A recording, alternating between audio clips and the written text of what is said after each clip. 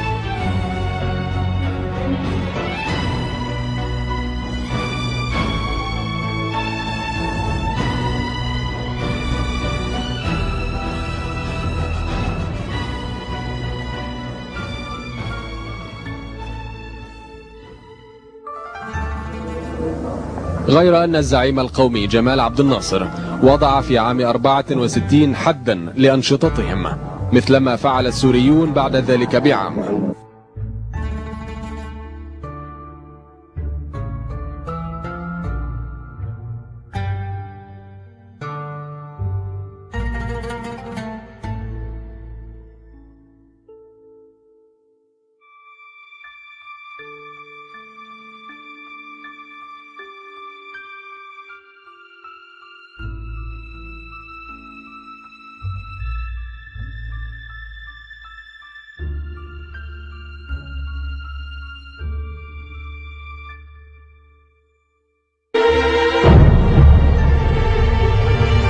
Hollywood itself is a word. The word is interesting because it's a word that comes from a pagan. Hollywood is the holy wood, and it was the wood that the magical wands were made out of in the pagan sorcery, magic. And these wands were believed that the sorcerers that possessed them could put people into trances and control them. This is part of, I mean, this is symbolic, but it's also important to understand that part of what Hollywood literally does is it puts people into trances. It's a dream state. They call it the dream machine in the United States.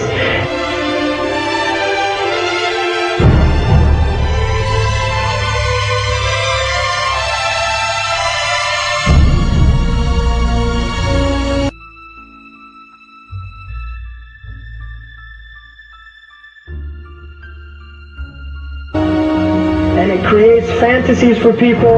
It puts people into these things. Now, one of the things is interesting that in the part of what's done in movie theaters, in darkened rooms where people watch television, is literally a trance state that occurs through what's called suspended state of disbelief. You enter into a state, you suspend your disbelief and enter into a state whereby you begin to believe what you internally realize is imagination. It's falsehood. Films are magic. It's just magic. You go and you watch these things and people get caught up in them. People cry during films. All this catharsis that takes place in these things.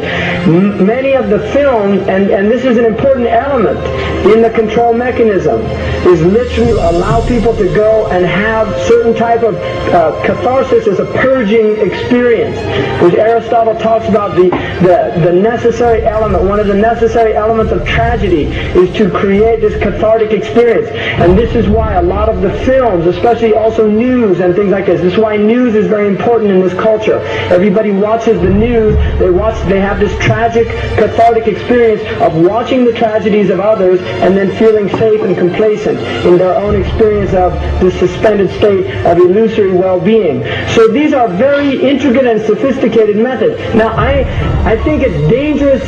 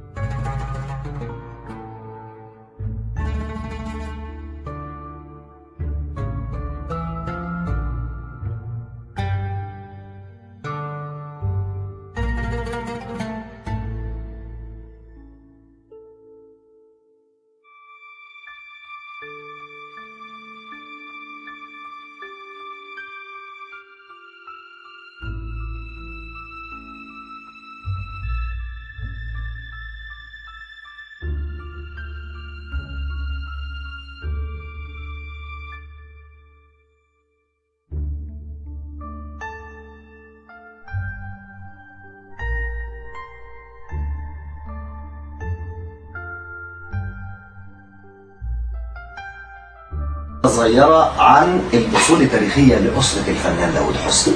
أسرة الفنان؟ يعني أصلها التاريخي، الجذور التاريخية لأسرة الفنان الموسيقار داود حسني في مصر. يعني انتوا مين؟ ربيتوا في عيلة بتعشق الفن؟ هل داود حسني كان له أهل بيهتموا بالموسيقى وبالمزيكا والفن؟ هو كان في حي اسمه الصنادقية. نعم. القريب من حب جدا جدا. ابوه كان بيضرب عود. اللي هو جدك؟ ابويا اسمه ايه؟ الياهو. بيقولوا انه كان في ليه اسم عربي هو خضر. لا الخضر ده الياهو. ده الياهو. واخد بالك؟ ابويا اسمه دافيد حييم الياهو ليبي.